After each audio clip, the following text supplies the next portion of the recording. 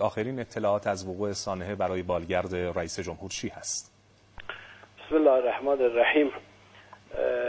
با افتتاح صدر خداآفرین و قزاقلیسی که با اتفاق رئیس جمهور آذربایجان اتفاق افتاد، رئیس محترم جمهور به اضافه همراهان در مسیر برگشت با چند بالگرد برمیگشتند که یکی از بالگردها مجبور به فرود سخت میشه به خاطر وضعیت هوا و مه‌آلود بودن و موقعیتی که در منطقه بوده.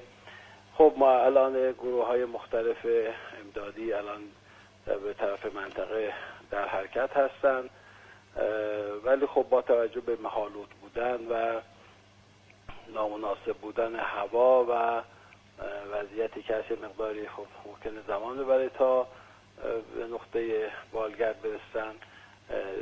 کارها در دست کنترل هست و کارهای گروه‌های امدادی در حال انجام هست که امیدواریم که به سرعت به نتیجه برسه. ولی یعنی الان منتظر هستید که در واقع گروه‌های امدادی به محل حادثه برسن؟ هیچ ارتباط و تماس تلفنی با بالگرد یا همراهان رئیس جمهور نداشتید؟ با ارتباط بوده، ولی خب با توجه به اینکه به حال منطقه مقدار منطقه پیچیده، ارتباطات یه مقداری برقراری ارتباطات سخت است و ما منتظریم که انشاءالله گروه‌های امدادی زودتر به نقطه وقوع این حادثه و این نشست بالگرد برسن و اطلاعات بیشتری رو به ما ارسال کنن.